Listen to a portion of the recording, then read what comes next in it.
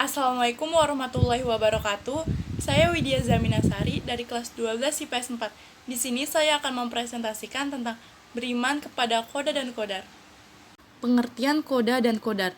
Koda adalah segala ketentuan Allah Subhanahu wa taala sejak zaman azali.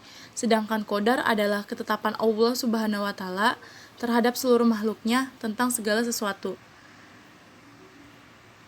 Iman kepada koda dan kodar artinya percaya dan yakin dengan sepenuh hati bahwa Allah Subhanahu wa taala telah menentukan segala sesuatu bagi makhluknya.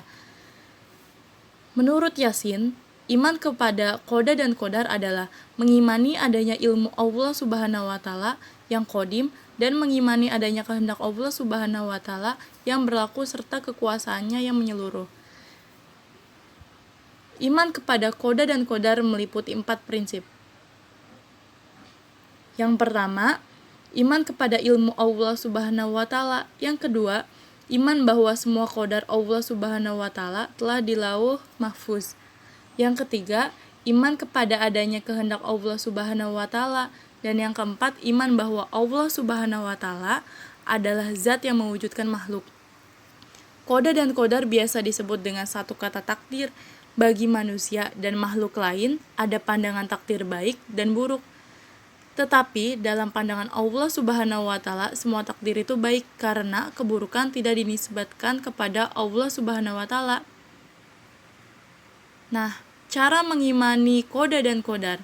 Yang pertama, harus yakin dan percaya bahwa Allah Maha mengetahui atas segala hal. Yang kedua, harus yakin dan percaya bahwa semua yang ada dan terjadi di alam semesta ini telah ditetapkan oleh Allah Subhanahu wa taala. Yang ketiga, harus yakin dan percaya bahwa segala sesuatu yang terjadi tidak akan terjadi kecuali dengan kehendak Allah semata. Yang keempat, harus yakin dan percaya bahwa semua yang ada, baik wujud, sifat, dan geraknya adalah ciptaan Allah. Adapun dalil-dalil tentang koda dan kodar, dalil Al-Qur'annya, kita bisa lihat di sini. Ada dari Quran surat Al-Hijr, kemudian Quran surat Al-Mursalat, dan Quran surat Al-Qamar. Adapun macam-macam takdir, yang pertama takdir mualak. Artinya, ketentuan Allah Subhanahu wa taala yang mengikut sertakan peran manusia melalui usaha atau ikhtiarnya. Contoh takdir mualak diantaranya kepandaian dan kesehatan. Selanjutnya, takdir mubram. Jadi, takdir mubram adalah ketentuan mutlak dari Allah Subhanahu wa taala yang pasti berlaku dan manusia tidak diberi peran untuk mengubahnya. Contohnya yaitu jenis kelamin manusia, paras manusia, usia, ajal, dan kiamat. Kapan ajal menjemput dan di mana tempatnya semua sudah ditentukan oleh Allah Subhanahu wa taala. Jika sudah tiba saat ajal menjemput, semua orang tidak bisa mengelak, tidak bisa lari, tidak bisa diundur atau dimajukan. Inilah salah satu ketentuan Allah Subhanahu wa taala yang disebut takdir mubram.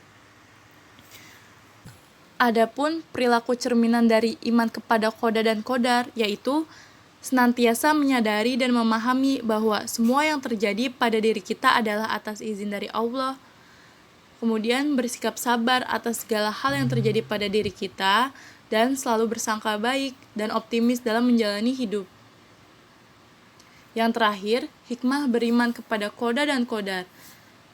Yang pertama, tidak membuat sombong atau takabur. Yang kedua, memberikan pelajaran kepada manusia bahwa segala sesuatu yang ada di alam semesta ini berjalan sesuai dengan ketentuan dan kehendak Allah Subhanahu wa taala, mempunyai keberanian dan ketabahan.